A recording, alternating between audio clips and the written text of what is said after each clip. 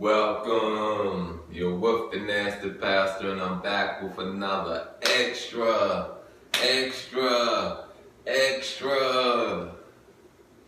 We're on the pamphlet Islam Explained, and our last reading from out of this pamphlet, I believe, was talking about universal faith. And you know, it is good to be strong in your faith. You know what I mean? Very strong in your faith. And we know that the last one was purpose of life. You got what I'm saying? And you know, it made sense. You got what I'm saying? It made sense that you should be able to take the teachings of being righteous, of walking in your demiurge commandments and pass them on. You know what I mean? There are some people that has trouble believing. There are some people that has no strength at all in faith. You know what I mean? Don't know how to let go. Don't know how to believe in things.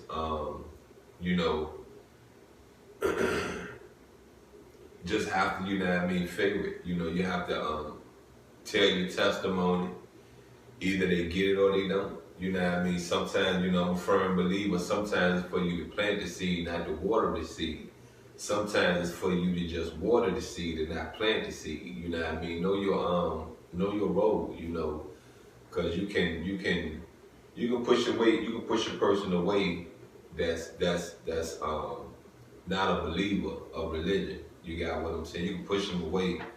You know, you can make them close their ear. You know, shut down and not receive the information you have to give to them. But let's get into this extra. And this part is worship in Islam.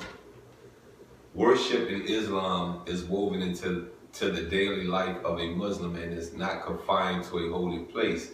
The fundamental aspects of worship in Islam are encompassed within 5 pillars which enable Muslims to cultivate their relationship with God.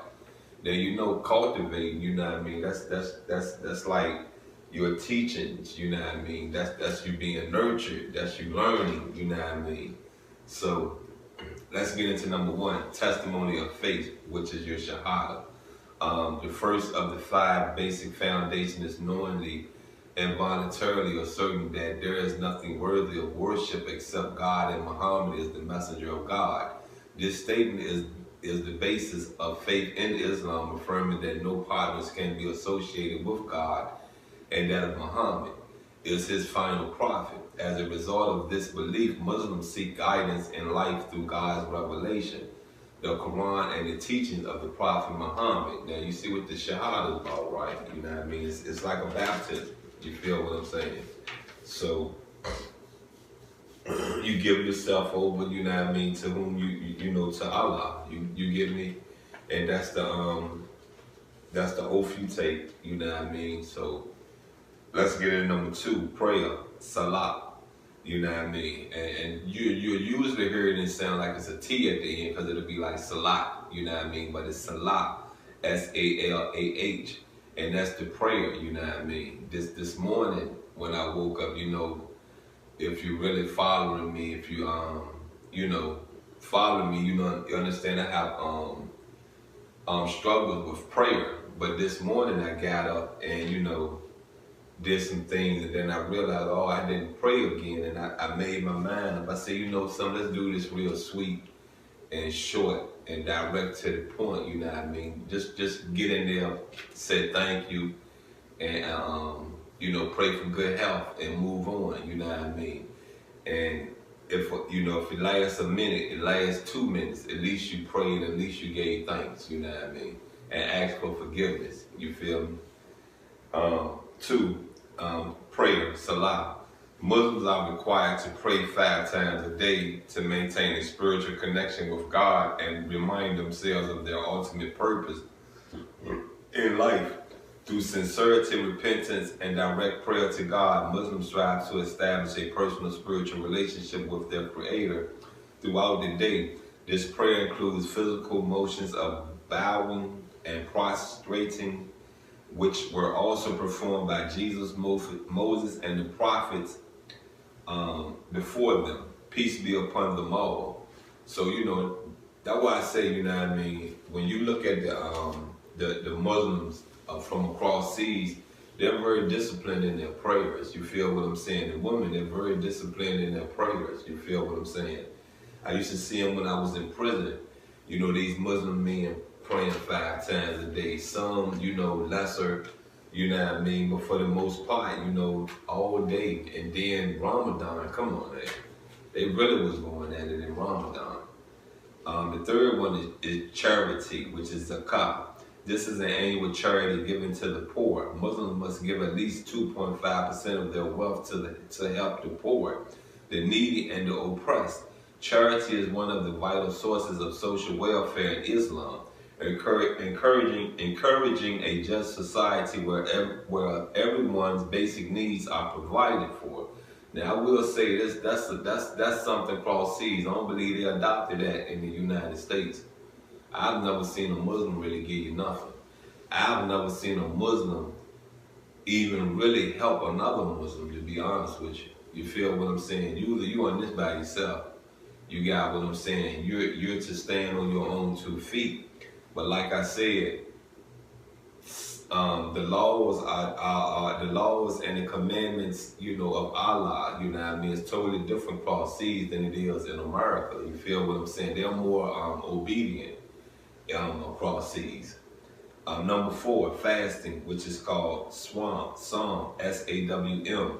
Muslims fast during the month of Ramadan, the 9th month of the Muslim lunar calendar, by refraining from eating, drinking, and sexual interaction from dawn to sunset. It is an act of self-restraint and spiritual cleansing that increases one's empathy for the less fortunate and enables one to consciously control bad habits such as foul language, idle talk, and anger. Fasting also helps people develop strong willpower as they overcome the essential desires of their bodies and the damaging acts of their speech. Now that's just like having a Passover. You know what I mean? During the Passover, you fast. During the Passover, you're sacrificing something to whom you pray to. You got what I'm saying? So it's a similarity, you know, from the Jewish Bible, Christians, you know what I mean, to the Muslims. It's not a whole lot of difference in things. You feel what I'm saying? And I just keep wondering and saying to myself, you know, when are these Muslims and these Christians and these Baptists going to wake up one day and say, look at all the lies, and the deaths that came out of us going against each other in religion, and it's the same word. You feel what I'm saying? It's the same word. The last one is pilgrimage, and that is called Hajj, which is H-A-J-J. The pilgrim's journey to Mecca is an act that every Muslim must perform once in their life if they are physically and financially able. It symbolizes the unity of humankind as Muslims from every race and nationality assemble together in equality to worship God, following the traditions of Prophet Abraham. Now, Prophet Abraham, are we talking about the Jewish Abraham, Moses' father? You feel what I'm saying? Is that what we're talking about? You know, so I just say this to you, you know what I mean? If that's what we talking about, it tell you something, right? That really tells you something, right? So, once again, what was it all for? You know, what was all this for? You know, the white man ain't this. Jesus never existed. What was it all for? You know what I mean? Did send a soul to hell? Was that the end result of it? You know what I mean? Come on, man. Anyway, you've been with the Nasty Pastor. There's been another extra. I love you, and I'm out.